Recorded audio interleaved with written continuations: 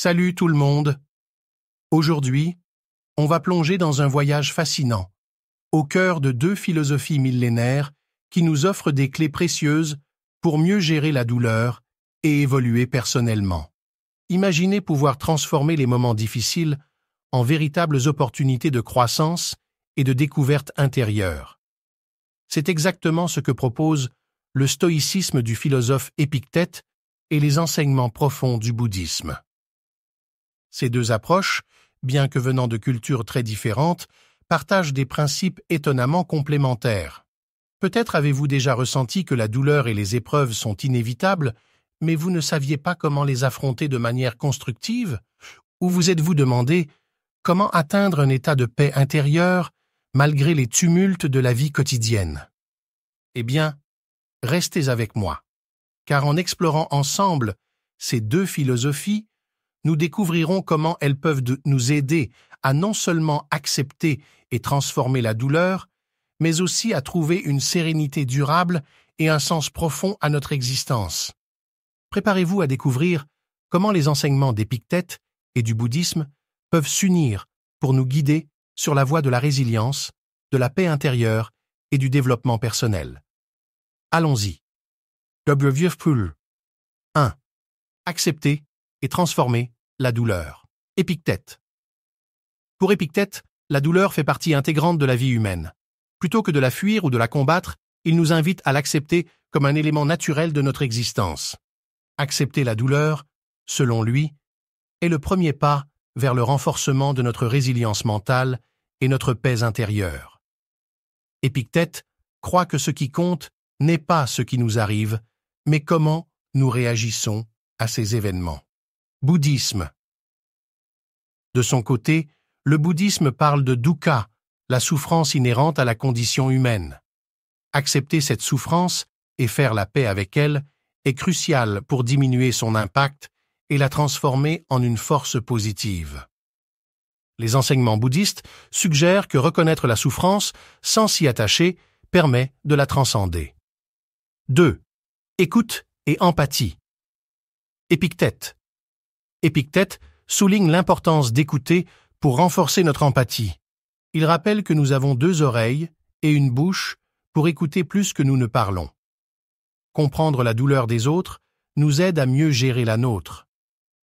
Il enseigne que l'empathie nous permet de voir les choses d'un autre point de vue et de développer une plus grande compréhension et compassion. Bouddhisme.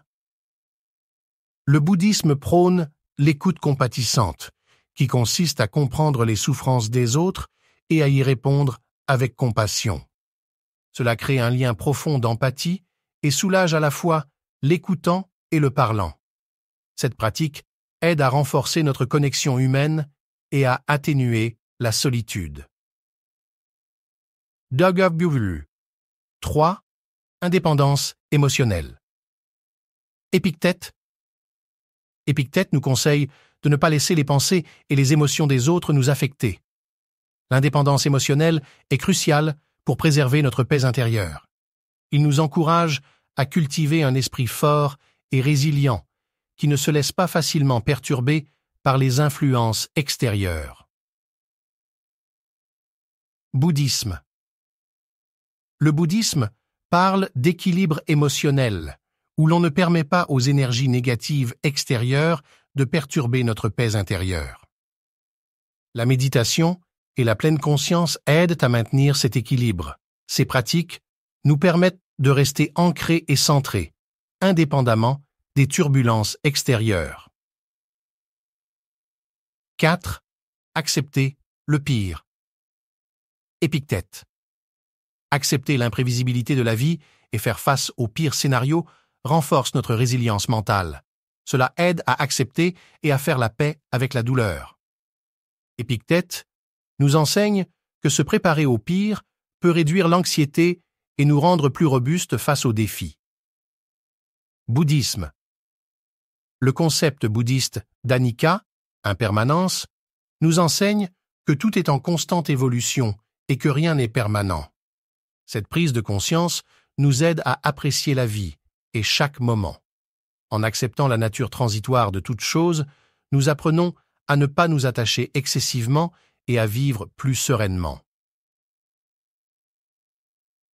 5. Ne pas craindre l'échec. Épictète. Épictète nous dit de ne pas craindre l'échec, mais de le voir comme une opportunité d'apprentissage. Les erreurs sont une partie essentielle de la croissance personnelle. Il nous encourage à voir chaque échec comme une leçon précieuse qui nous rapproche de notre potentiel. Bouddhisme. Dans le bouddhisme, les erreurs et les échecs sont également vus comme des opportunités d'apprentissage et de développement. Cette perspective est cruciale pour l'amélioration personnelle. En adoptant une attitude de non-jugement envers nous-mêmes, nous pouvons progresser avec plus de compassion et de sagesse. Tisgubur. 6. Simplicité et satisfaction. Épictète. Épictète recommande de mener une vie simple et de se contenter de ce que l'on a. Éviter les luxes superflus permet de vivre une vie riche en sens et en sérénité.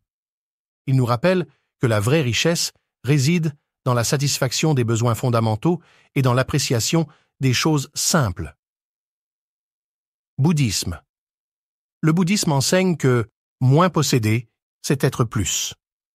La simplicité et la satisfaction sont les clés de la paix intérieure et de la tranquillité. En réduisant nos désirs et en pratiquant la gratitude, nous pouvons trouver une plus grande harmonie et contentement. Dabu. 7. Se souvenir de la mortalité. Épictète. Épictète nous rappelle de garder en tête la mortalité et la nature éphémère de la vie. Cette conscience nous aide à apprécier chaque instant. Il nous invite à méditer sur notre finitude pour vivre plus intensément et avec une plus grande clarté de but. Bouddhisme. Le concept d'anicca nous apprend que tout est temporaire. Cela nous aide à comprendre la nature transitoire de la vie et à savourer chaque moment. En embrassant l'impermanence, nous pouvons vivre avec plus de légèreté et de joie. Agru. Conclusion. Alors voilà, en combinant les sagesses d'Épictète et du bouddhisme, nous pouvons trouver des moyens puissants pour gérer la douleur et avancer dans notre développement personnel. Ces deux philosophies nous montrent que, même face aux épreuves, nous avons la capacité de transformer notre expérience, de découvrir notre force intérieure et de mener une vie plus équilibrée et paisible. En nous appuyant sur ces principes, nous pouvons véritablement transformer la douleur en une source de croissance et de sérénité. Alors, n'hésitez pas à explorer ces enseignements dans votre propre vie et à voir comment ils peuvent vous aider à surmonter les défis avec sagesse et compassion. Merci d'avoir suivi cette exploration avec moi et à très bientôt pour de nouvelles découvertes. Prenez soin de vous et continuez à chercher la paix intérieure.